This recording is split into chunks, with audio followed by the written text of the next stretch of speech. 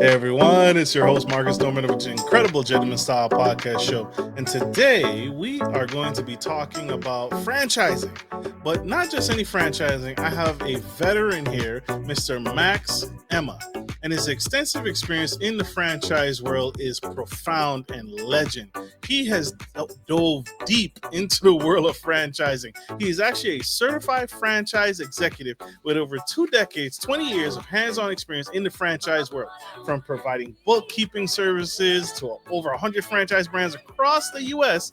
and building his own bookkeeping franchise. He is here on the Gentleman Style Podcast Show to debunk some myths and help us understand what is it all about. What's this franchise this, franchise that, how it can help you take your life to the next level. So without further ado, I can't hold this man back any further. Help me welcome to the stage the incredible Mr. Max Emma. Welcome. How are you, sir? I'm good, Marcus. Great to be here. Thank you for having me. Thank you for being here. It is truly an honor to host you today, and just an honor to just you are making time to share space with us and share wisdom and insight. You have knowledge, sir. You have some profound knowledge into the world of franchising. And so I wanted to start with this curveball. What is your origin story that brought you to and made you the man you are today? As far as business ventures, you because you've done so many things in the franchise world, but why franchising altogether? You could have started your own company, you could have did anything, right? Why franchising?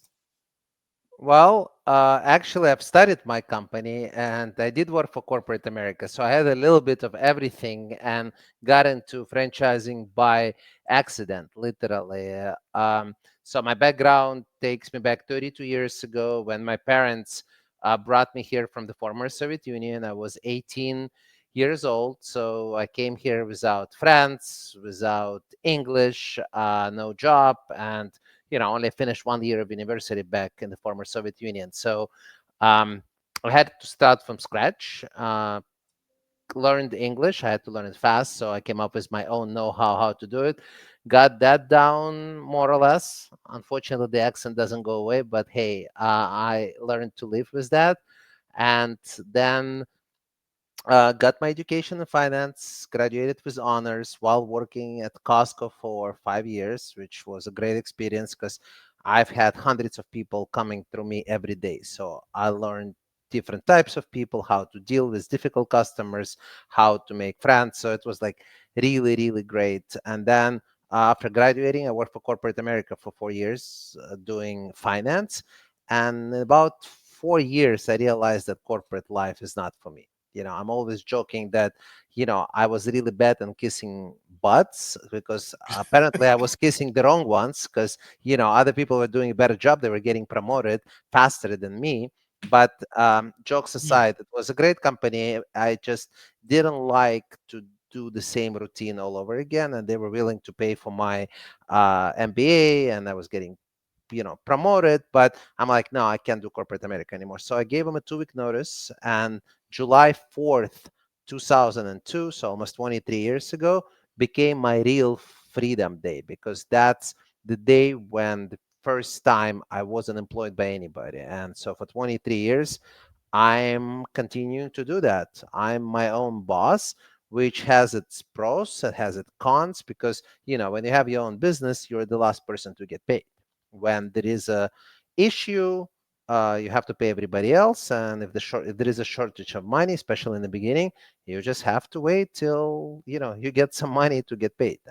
But I knew this risk going in, so I joined a small family business with 3 employees, grew it to 96 employees, and it was a construction business. We did really good until we stopped doing that good, until the recession of '08 or 09 started, and they stopped building track homes, and we were doing landscaping for track homes. And we had all this equipment, 96 employees, but no jobs coming in. So unfortunately, I didn't have a choice but go into bankruptcy. And in construction, you have to personally guarantee most of the equipment and everything else. So I had to do business bankruptcy and personal bankruptcy. So with one baby at home and one on the way, it wasn't a fun experience. I'll be honest with you. At Oh my least gosh. it didn't seem like a great experience at the time.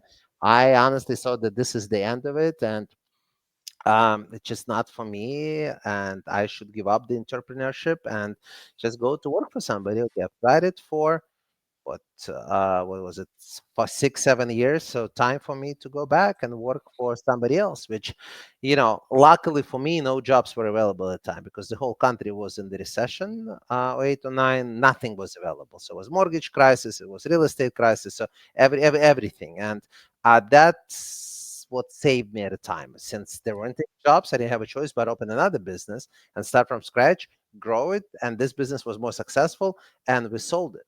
And while doing that business, we stumbled upon a bookkeeping need for the business. And my business partner and my wife at the time, she had masters in accounting. I had bachelor in finance, but we were so busy growing the companies that we didn't pay attention to the finances. And if we were paying attention, we probably would not get hit so hard. I mean, I don't You know. talking about in taxes or when you filed bankruptcy? No, I was talking about filing bankruptcy. Has nothing to do with tax. That just we didn't see the snowball coming. Okay, so we had a lot of equipment and it was good, but if we did some analysis and if we had our numbers, on a regular basis, we probably would have figured out that, hey, we have to slow down purchasing all the equipment, hiring people, and growing like crazy. Because it seemed like a great idea at the time because there was a waiting list for us to do the work because we were apparently doing a good work. We were doing landscaping, but nevertheless, it did not help us. And then that's the first time we started talking about bookkeeping, outsourcing. And back in 09, it wasn't readily available as it is now. It was just some bookkeepers here and there. Nobody knew who they are. For the second company, which we were able to sell, we actually wanted to hire somebody like that. And I talked to 20 different bookkeepers. So I found Mhm. them online. Bear in mind, that was 2011, that 2011. So back then internet wasn't what it is now, so I found who I could find, and some people did not return my calls, some people showed up, but for exactly same scope of work, we got quotes from $200 to $2,000 for exactly same scope of work, which, I knew at the time, is my finance background, it's not healthy. You cannot have the difference that big, you know 200 to 400, get it. For 200 to 600, maybe. But 200 to 2000 for exactly same scope of work, it's not healthy. And that's when we decided we are going in. And we created bookkeeping. That's bookkeeping with an X. And that became our accounting company, and eventually sold the other business and started doing bookkeeping full time. And that brought us to franchising by X, and we started servicing one of the franchises. And the one, two, three, one at a time, more and more. And then being around franchisors, I always was saying I want to be like them when I grow up. And So, I guess I grew up at some point and started my own franchise. so the bookkeeping company was not a franchise. You made it into one. Yes, absolutely. It was just, the typical American dream. We started from the garage. Okay. I was getting the work while running the other business, which was landscape maintenance. And my wife was doing the work with the 1 year old baby at home, and, 6 year old running around. So that was literally we were doing out of the garage. But eventually we hired our first employee who was coming to our house. And, so there are funny stories about that because our nanny at the time, she didn't speak any English, only spoke Russian, and our employee was in shock because an old lady was trying to speak to her in a foreign language and trying to tell her, and so she was thinking something is going on, but all she was trying to do is to feed her. Okay, Right. that was all it is because it's in a culture. But then we got the office and started growing the company. No, it wasn't a franchise. Honestly, Marcus, I had no idea what franchising was when I started doing that. I mean, I thought McDonald's was the first franchise. It was later when I got my education in franchising. I went back to school for that. When I had the experience, I learned that it started 100 years before McDonald's. So franchising was an opportunity for you, but the business, you saw the opportunity. You saw the what attracted you to bookkeeping? Was it your degree and your experience?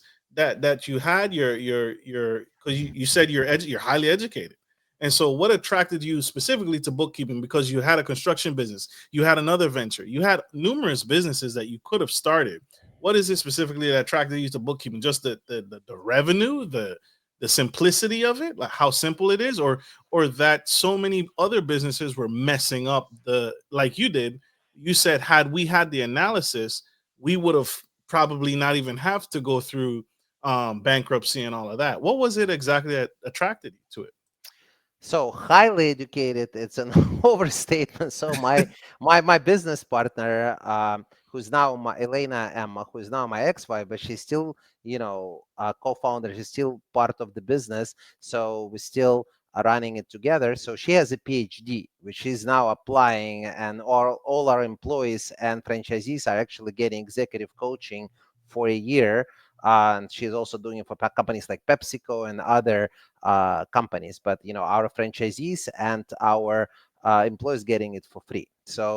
Uh, so thank you for the compliment. I'll take it for highly educated. But look, I got my bachelor degree, and then life was my education, and then I came back to school to learn more about franchising when I understood this is my life now. But what uh, why we went into bookkeeping? Because there it? was Yes, a sir. need. Because there was a demand, but there wasn't enough supply. Like right now, I'm reading our business plan when we started bookkeeping, and it's funny. It seemed like a lot of companies somehow stole our business plan, and I know they didn't, and copied exactly that we put in the business plan. So when we were doing it, the industry was super fragmented. There weren't any, maybe literally two or three big players in the market. Now it becomes more and more, P companies buying bookkeeping. So it's becoming, you know, a bigger industry. So just to give you an idea, last year it was $80 billion in the United States, payroll and bookkeeping together, and it's projected to grow 2.9% this year. So it's growing Mm, like crazy. And just a few years ago, it was $72 billion. Okay, so it is growing, it is huge, and like literally, I'm going to the old business plan just for the fun. I mean, I have a printed copy. Like literally, we saw it 2 3 years before it was coming. incredible. We couldn't do everything that we were planning because we were financing it ourselves in the beginning. So it would be great if we had some money. But now there are bookkeeping company that have a valuation of $100 million. Okay, well, actually there is more than that because they got $100 million from Jeff Bezos. So I think the valuation goes to $1 billion. A bookkeeping company. I wish Jeff talked to us. I mean, I would be more than willing to get financed by him. But look, jokes aside, that's literally what we saw coming, and it did. How did you learn bookkeeping? How did you go back to school? Is it your co-founder, your other partner in the business that learned bookkeeping code and all of that? Well, How did you learn? Well, she had masters in accounting. So when you have Okay. masters in accounting, you can probably do bookkeeping. But the and I never done bookkeeping for this company. When we found it, I was immediately, I took on the CEO role and business development. So I I didn't do bookkeeping for a day. Honestly, Marcus, you don't want me to do your bookkeeping because I'll get bored if you put me in front of the computer. I'm gonna be really annoying and not pleasant. So I need to be out. I need to be talking to people. I need to be talking to wonderful people like you and clients and potential partners, employees. I'm enjoying doing that.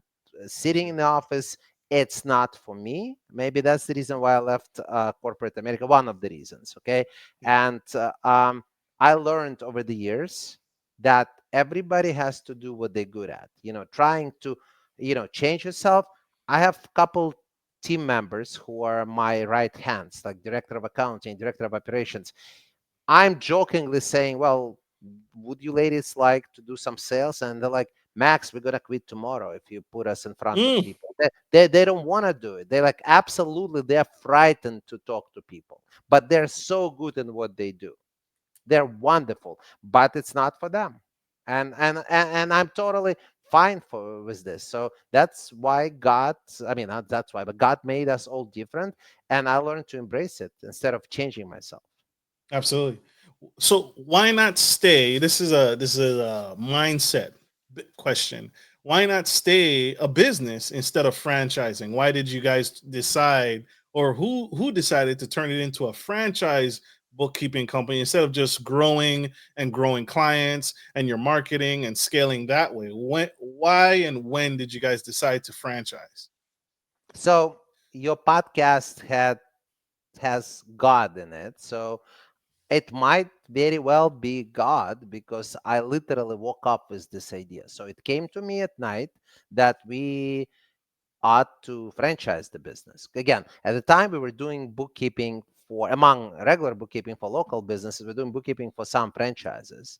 And I just enjoyed being in the room with franchisors because, I am telling this example all the time, and it's absolutely true.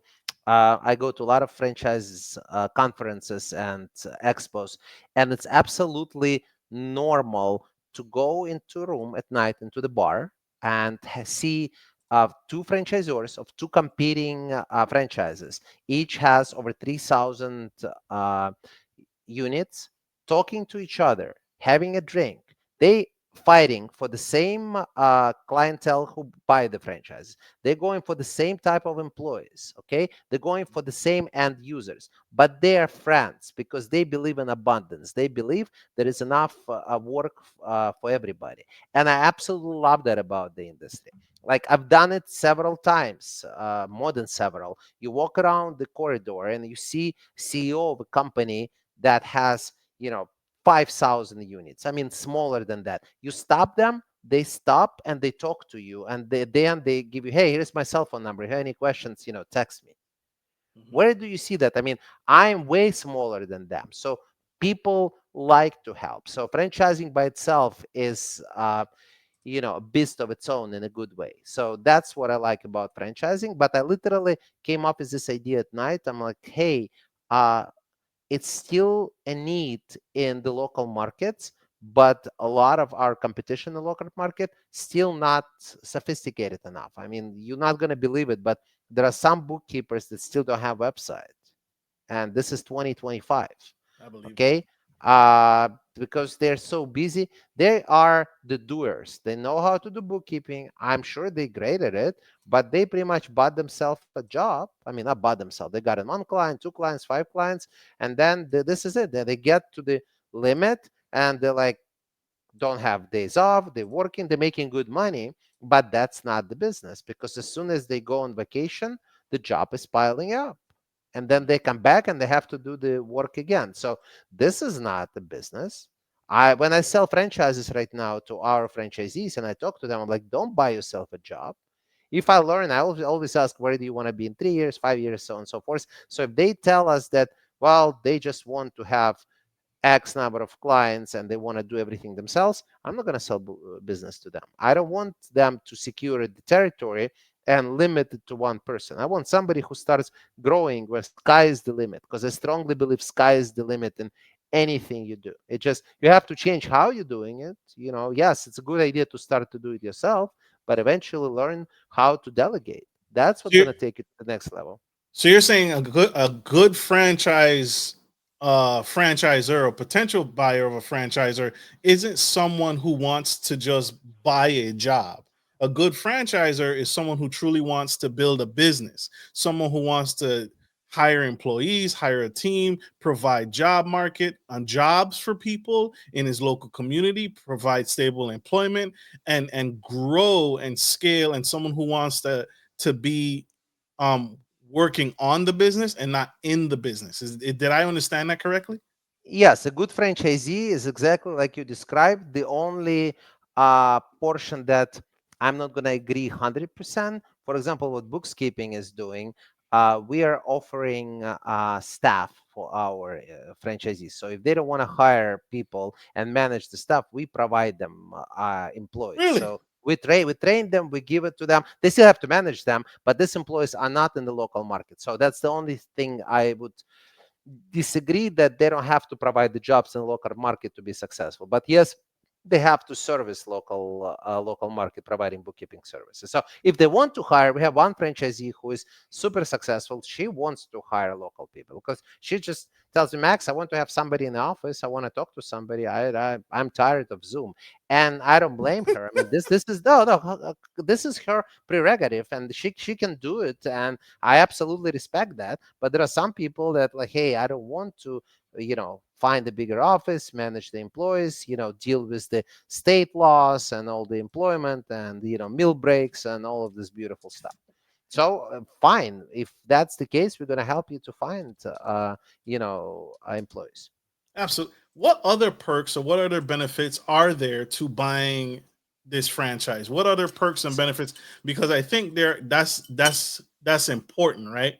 Because that's a big obstacle right there. I have to find employees. I got to train the staff. I got to get them up to speed. I got to teach them the systems, the software, and then I have to have the ability to teach them bookkeeping and what bookkeeping, and train them, so to speak. Right? There's, your partner has a degree in accounting, so she could do it all, but for those that, maybe coming in at the ground level, that's a lot to do for a business owner. So what other perks besides providing a team to start with that you do? Well, I mean, you can actually scale the business. That's what's going to get you to the next level. And look, I'm not only selling my own franchises. So this is two legs of a stool. The corporate bookkeeping business, which we still run, and we have clients in all 50 states and over 100 franchise brands that we do bookkeeping for. We sell bookkeeping franchises, but I guess I can't stop at what I have now. I'm always thinking, what's next? We realize that a lot of people are underserved because if they're not a good match for bookkeeping franchise, because look, accounting is not for everybody. If you hate numbers, then I don't care how much education we provide, and we provide a lot of it.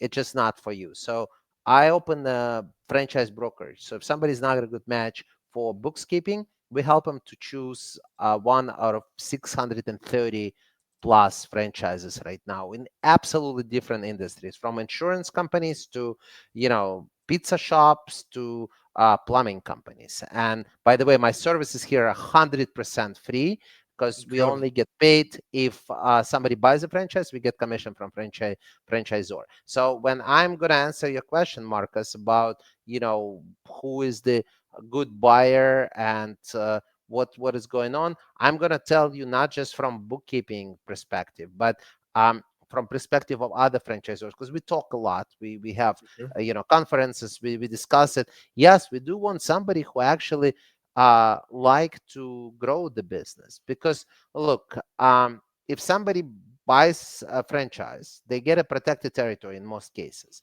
And if you limit yourself, if it's only you can't sell more than X. Depends on the industry again. Depends what you're doing.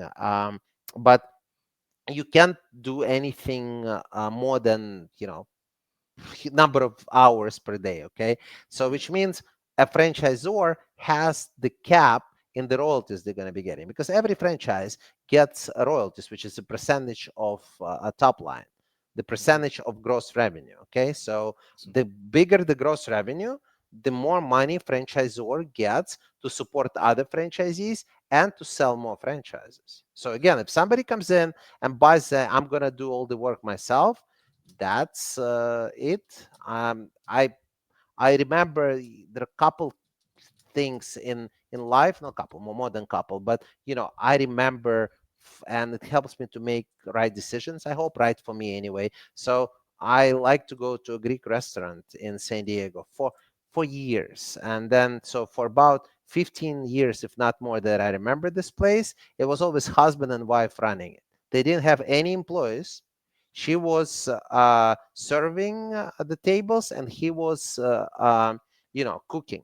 They were working every day. They had Sunday off, I think it was closed, and closed early on Saturday, and then they closed for 1 week in the summer and 2 weeks for around Christmas. That's it.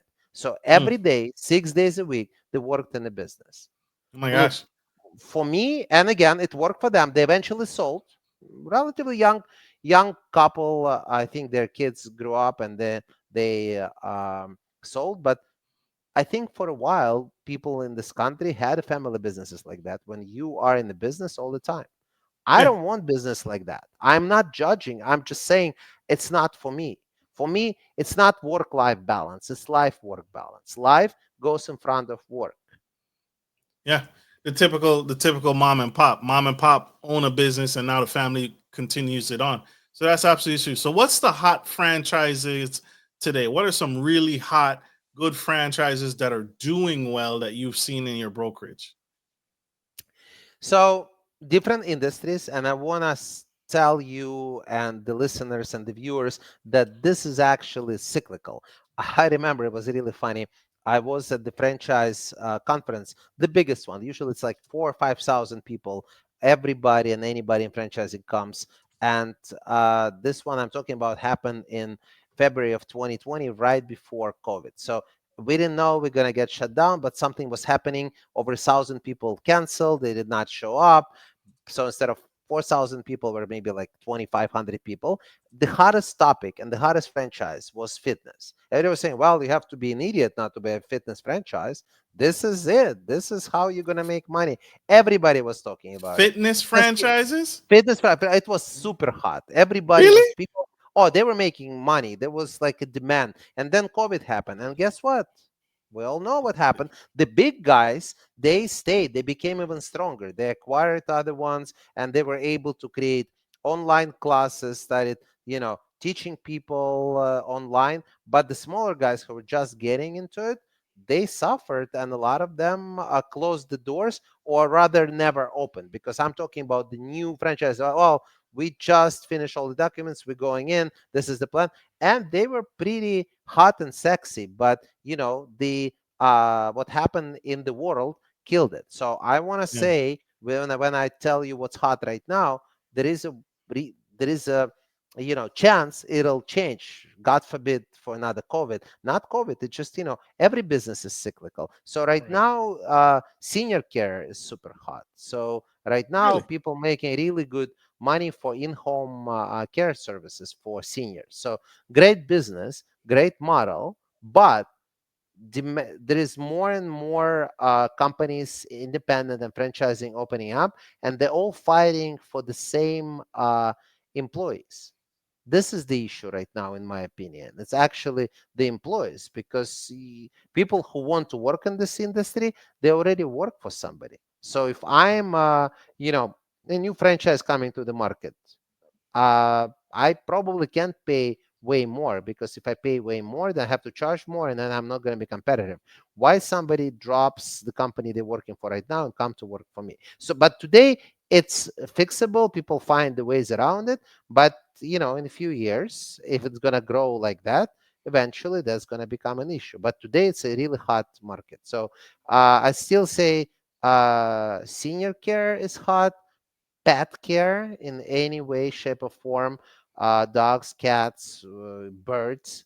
Um, and then What? So when you say pet care, you mean like walking a pet or bathing and washing a pet? What do you what kind of pet care? Everything from walking the dogs to grooming the dogs to, there is a great business where you're going and picking up after the dogs on commercial properties, and they're killing it. No, I'm talking about picking up. You can actually Wow. go to somebody's house to do it, if somebody's working and can do it, but and they get paid. But also they go to like apartment buildings, they go to, I don't know, shopping malls and that type of stuff. Dog So parks. the dog parks, yes. So they get actually, private dog parks. I mean, cities don't hire them, of course, because it would cost them more. They have their own employees. But private dog parks, yes, that's exactly what they do. So anything. I mean, right now we're placing a couple people to do mobile grooming and dog walking, which is great, because it's actually great business, because you have a van or two or three, and you can get to somebody. So you are mobile. Instead of having a real estate in one place, you go where clients need you. So this is actually hot. So pet care, uh senior care, and then I would say services for kids, because like whatever schools, coding schools, sports sections, you name it. So that's, I would say, this is the three hottest markets. Food is always hot, I was about literally. I was Yeah, about to ask you. no, for food is always hard, but you have to, like, that's why you need brokers like us, because if somebody knows they want to buy McDonald's, first of all, no McDonald's are available, the new ones, because all the territories are sold. You can only buy the existing one with clientele, which cost way way more than to start new from scratch. But let's say you have a dream to open. McDonald's is not opening new locations. Well, they are opening new location, but most likely they only open new location if they open like a new development. If they build like, like for example, Las Vegas right now, they're building like the whole, what is it, southeast, I want to say, side of the city. So obviously they're going to be opening McDonald's, but somebody already bought the whole territory. So it's Oh already wow. owned by somebody. So McDonald's, usually typical McDonald's owner uh, owns, I don't know, 10, 20, 30 McDonald's. So they already bought a territory, like, half of San Diego, for example, or whatever, a third of San Diego. So if there is a new thing, they have a first right to open the new one.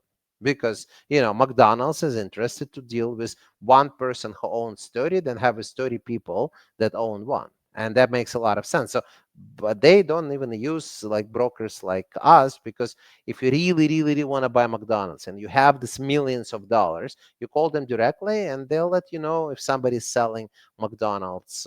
But most likely that's not going to happen in the good area, because why anybody would sell a cash cow? Wow. Okay. So it's usually you come in and like, well, I always had a dream to open a pizza shop.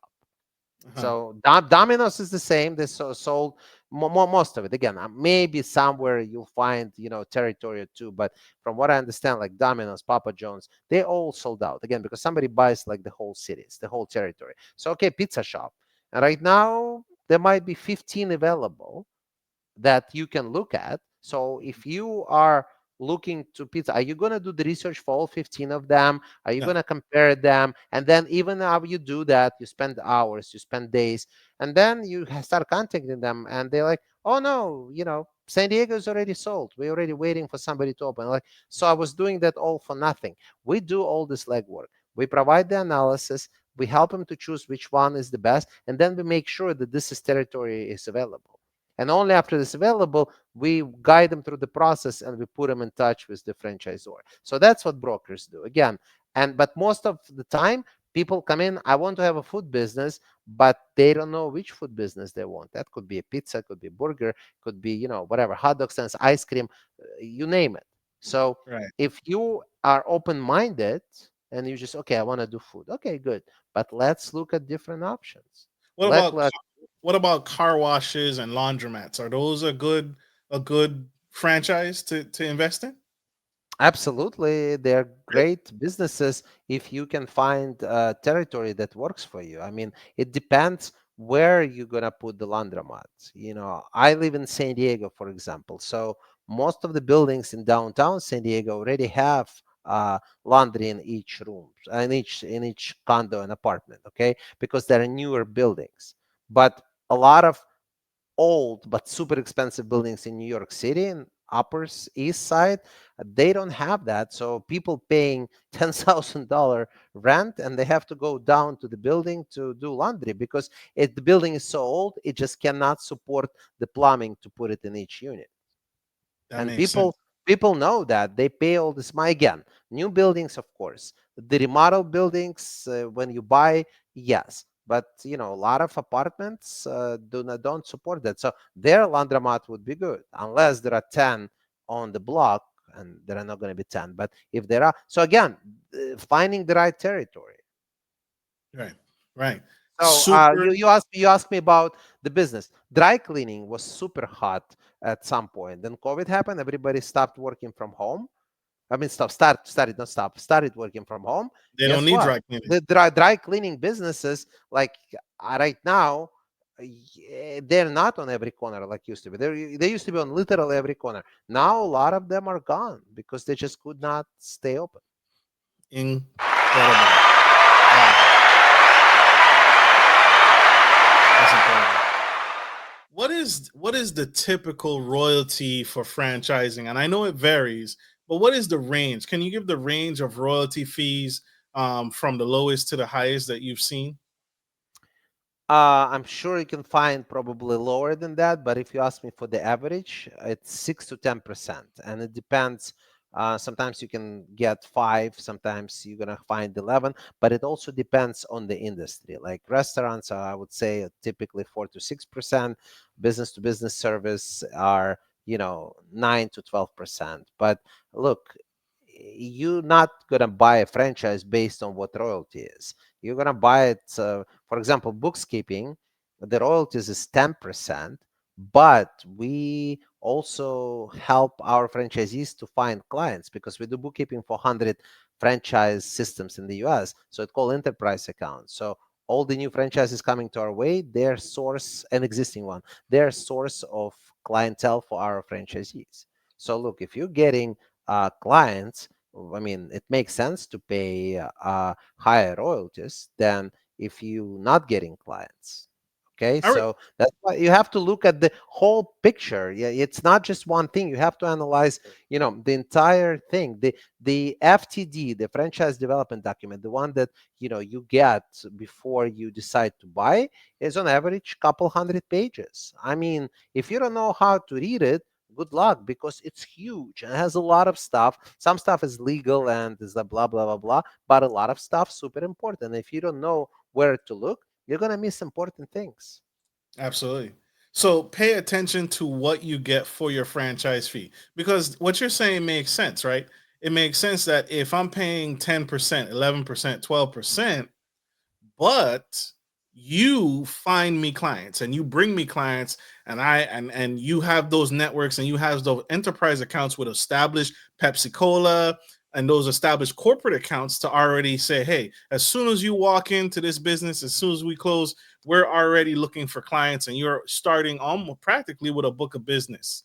And so that would make sense to pay a higher royalty because you guys are bringing clients to the franchise owner, right? That's Uh, yes, that's correct. I mean, not Pepsi Cola, and I want to be precise because I don't want somebody that's to fine. come later and say, "Well, we've heard you on Marcus's podcast that you're doing Pepsi Cola, and you're not. You're lying to me. I'm gonna sue you." So thank you. No, we don't work That's on fair. Pepsi Cola, but I like drinking Pepsi Cola. Okay, for the record. So anyway, but yes, absolutely, it's what service you provide. Look, again, I know bookkeeping very well because we developed it from scratch, and I was involved intimately with that from the beginning. So, like, we offer so-called 3, 6, 9, 12. We offer 3 months of accounting training, 6 months of no minimum royalties, 9 months sales training, and 12 months of executive coaching. All that for free at no charge to our franchisees. If you add all of the value of all of these four things, it's more than the franchise fee that we're charging. Okay, so you have to look at stuff like that to make a decision if this is the right franchise for you. You can't just look at two. Again, for example, let's look at pizza shops, and I'm gonna go with this one because the royalties is 1% less. That's not how you should be thinking. What are you getting for this 1 extra % royalties? Are you getting the name? Are you getting the support? Are you Yeah. getting, like, a popular YouTuber who, posting online, and all the kids want to eat this particular pizza, even though it might be not better than the other one. Okay, so I just took my 15-year-old to Dublin, and he made sure that we go to a specific uh, Chinese restaurant out of like 30 of them because the YouTuber he is following said this is a good restaurant. I'm like, I don't care. We'll go to wherever. So we walked for 15 minutes to eat, but in my opinion, was exactly the same as the other one. But the dude said this is a good one. Okay, all right, I'll go where my son tells me to go. You know what I'm saying? But so you have to take this into consideration. So there are more than just the percentage. Oh, it's 1% less. I'm buying this one. That makes sense.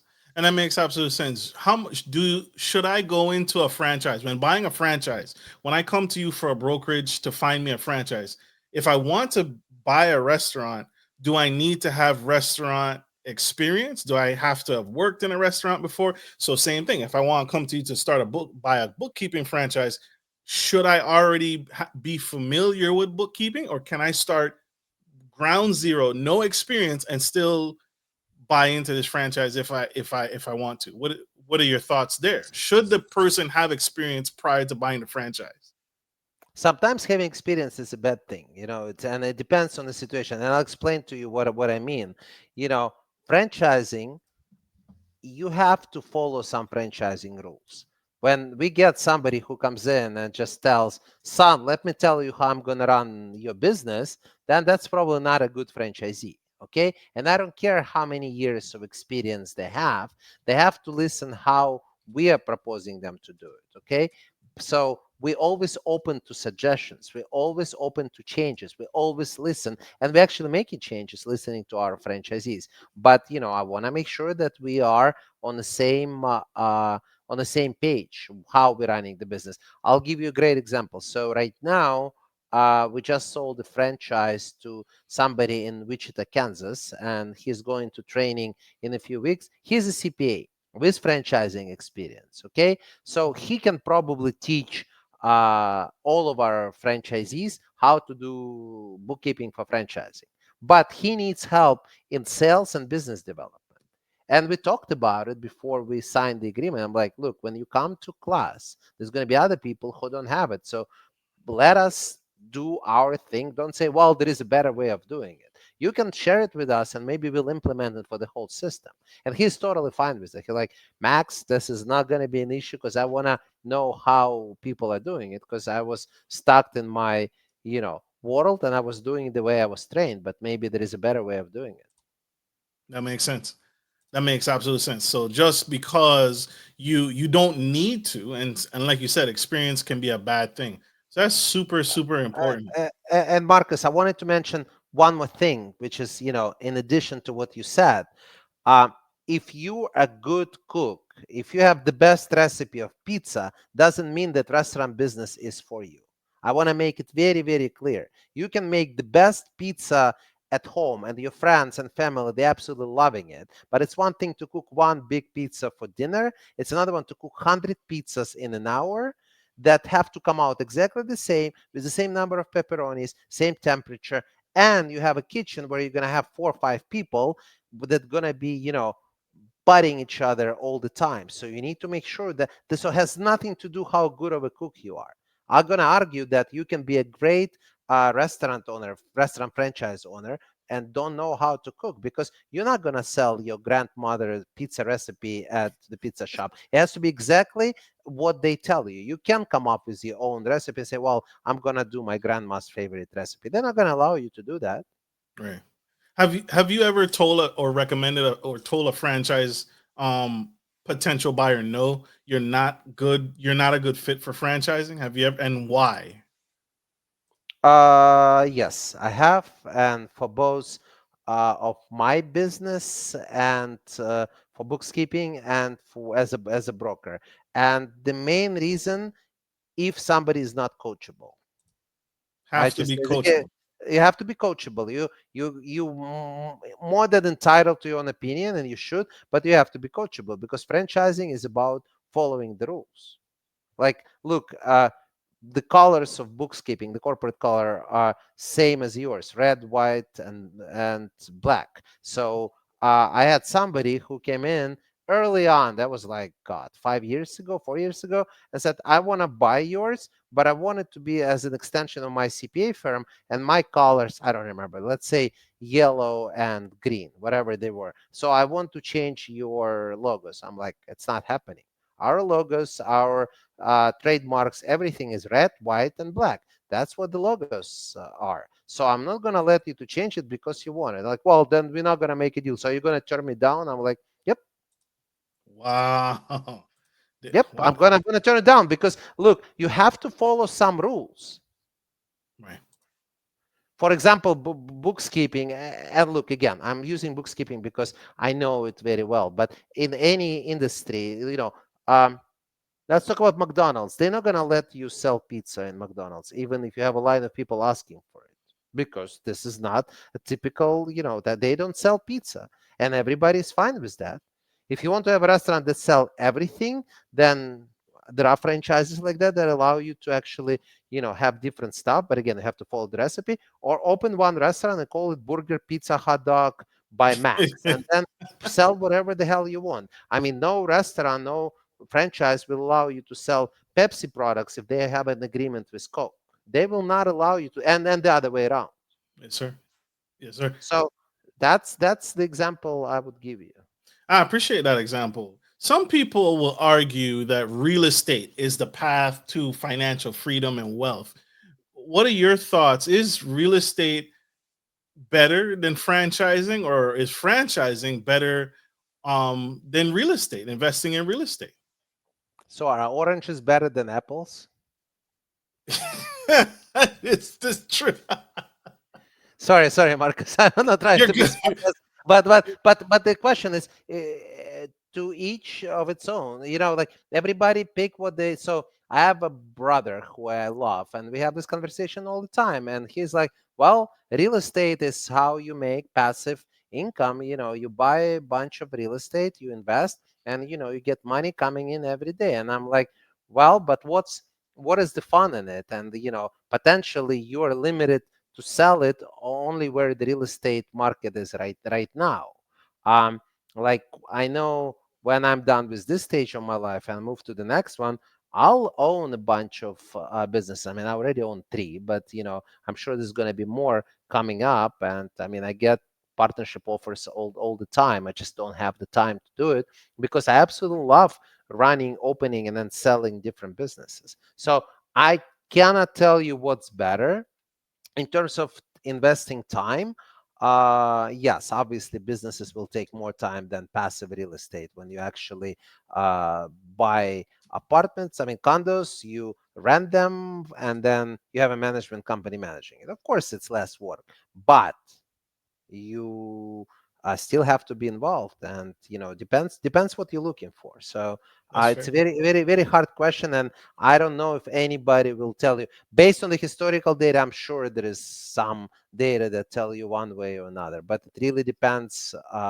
Plus look, it's probably going to cost you more to buy real estate than to buy a business and start it from scratch, especially like if we're talking about Southern California. You have to have a lot of money to start with to buy real estate here.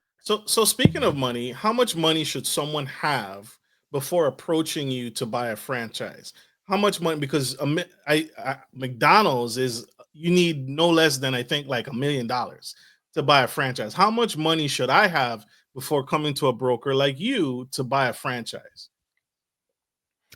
It depends what franchise you're looking for, because some franchises you don't need the real estate. So whenever real estate is involved, and you don't have to own it, but you have to do the build out. That's what's gonna cost a lot of money.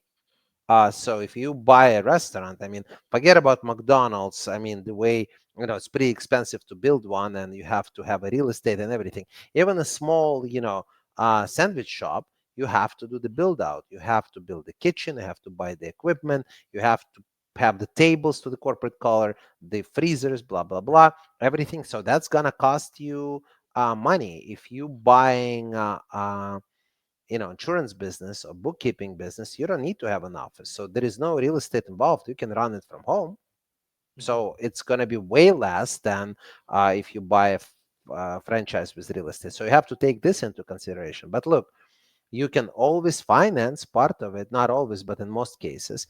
A lot of franchises are part of Small Business Administration program, SBA, so they're eligible for the loans, and the government is helping people to have the money to open their business. And it's easier to get it because government is encouraging people to buy franchises. Not every franchise is eligible, so that's also where we come in and say, hey, this one is SBA certified, the other one is not SBA certified, and you have to take it in consideration. It's just like when bookkeeping was going through certification, I have to provide a lot of documents to qualify for that. Absolutely. Okay, and How much? by that, How much sorry. money do I need to buy a bookkeeping's franchise? So total in, if you buy at regular price, including the 3 months, first 3 months of running the business, I think we're showing like $72,000, $73,000. That's the higher end. The lower end is less than that. But as the franchise, it disclaimer, franchise is a very regulated industry. You have to show everything and tell them, a lot of things. It's a very, very, very regulated. If you have a private business, you don't have to do it. So like we have to show the cost of buying a computer, the cost of buying a phone, the cost of buying a printer, because that's what it takes to run a business. Because later, if you don't put it in, somebody will come in, well, you didn't say I needed to buy a computer, and now I can't run my business without a computer. Really, you couldn't figure that much out? But jokes aside, you have to put it in. So show me the person who doesn't have a computer. I mean, I'm sure they exist, but show me a person who doesn't have a phone. So again, we're showing the higher end, but being realistic, it's probably not going to be that much, because you probably already own some of the things that are required to go and get it. Plus, like you have to buy certain insurances. What if tomorrow insurance market gonna crash and the price is gonna triple? So we're showing the higher price, but there are ways to find the lower one, so there's gonna be a saving. And I hope that makes sense. It makes absolute sense. That makes absolute sense. And I appreciate you breaking that down. Something you said earlier that really shocked me. Why would anyone sell their franchise? If I bought into a franchise and I believe in this franchise and I'm growing, I'm not working in the business, I'm working on the business and I'm growing it to millions and millions of dollars. Why in the world would I sell my franchise? Well, because when you open a business, you have to have the exit strategy. That's what they teach you in the business school. So that's part of the business plan. You start from the end. How you gonna end? Because the strategy is different. If you want to sell the business eventually, that's one thing. If you want to pass it on to your kids, that's a completely different strategies. You run it differently. It's like any business.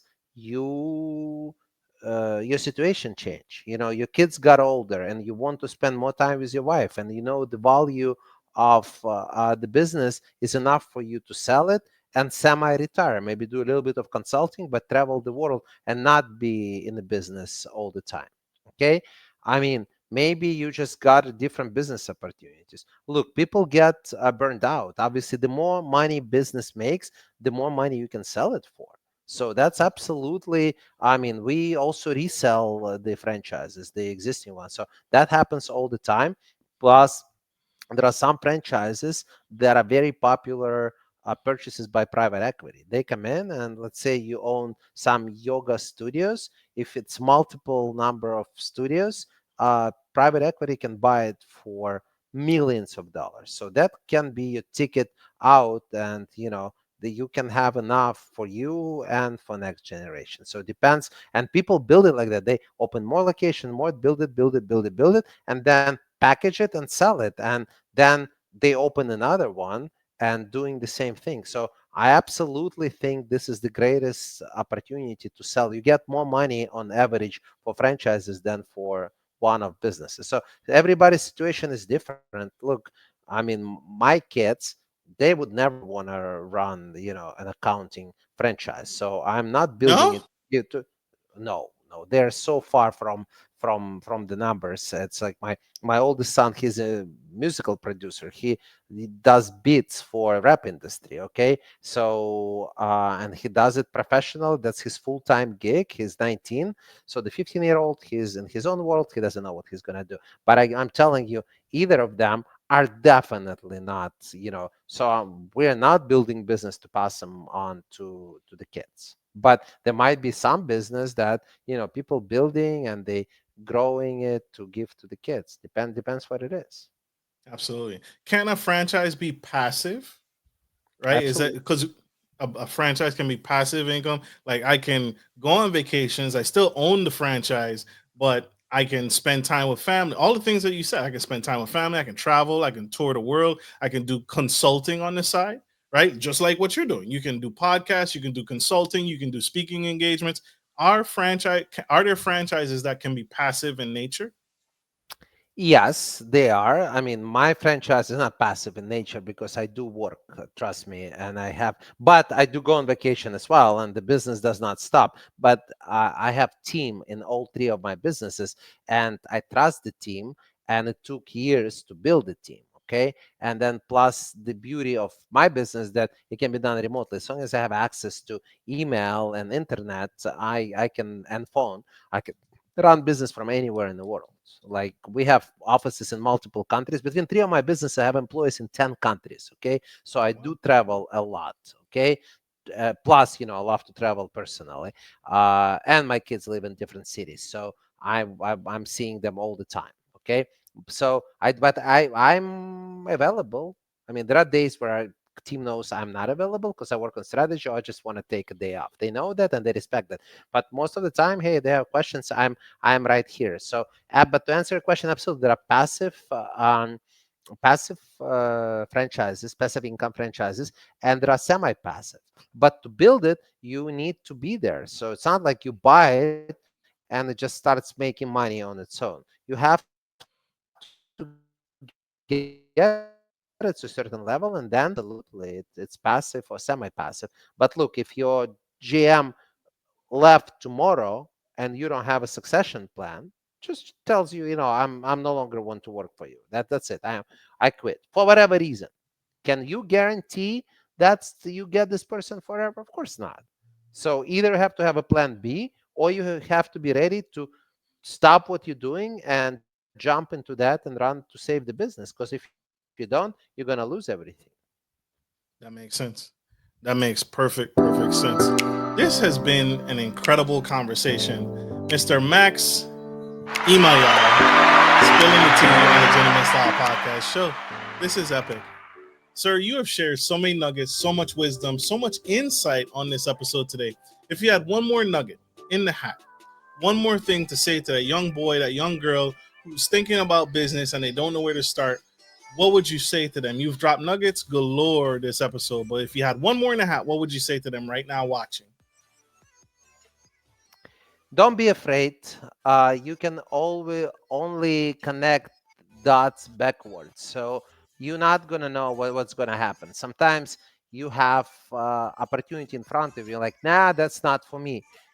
There is no way you know if it's for you or not. You're not gonna know until you actually go and try it. So, like me personally, I open every door that in front of me. So I'll see a door, I'll see what's inside. I might not go inside, but I'll see what's inside, because I'm not going to regret later on that this is not opportunity I didn't take. Okay, so I just tell the young kids, just look, be open to different possibilities, because that can bring you to different avenues that you don't even think about. That's true. And how can people connect with you? How can people find you and book a consultation for either your brokerage company or buying a franchise? So the best way to do it is to go on my website. It's called Franchise with Max, franchisewithmax.com. And you choose if you want the bookkeeping for your business, if you want to look at the accounting franchise, or if you're looking into buying a franchise not related to accounting. And then you'll get to somebody from my team, but eventually you'll get to me. So anybody who comes to any of the three businesses eventually does talk to me. I'm, the one people end up talking. I just need to know what we're talking about, because that's different teams of people. And if I can help, I absolutely will. As I said, for the brokerage, if you don't end up buying, I get zero. But I go one step further. I do share part of my commission with the candidates and who buy franchise, and also I'm paying for 9 months of their sales training. So we do that for bookkeeping franchisees, and I'm like, you know what? I want to do the same thing for the people who end up buying. I don't care what franchise you buy. That's a $5,000 value. I'm actually paying that out of my own pocket, because I want you to be successful. I want you to run the business, be successful, and hey, look, in a year or two, come back and I'll sell you another franchise or not. Wow. Wow. He's putting money back in your pocket, y'all. That's incredible. Connect. For our audio listeners, that's www.franchisewithmax.com. Connect, and get on board. That's all we got, y'all. We got to let this incredible man go. We got to let him. He has many more businesses to start, many more franchises to sell, and many more people to help. Thank you, Mr. Max. I appreciate you spending time and being here. We appreciate you so much. Thank you. I Absolutely. had a blast. Thank you, Marcus. Absolutely. Like we end every show. Take care of your friends, take care of your family, and always, always take care of business. This is Marcus, your favorite gentleman, and Mr. Max Ema signing off. Love you guys. Bye.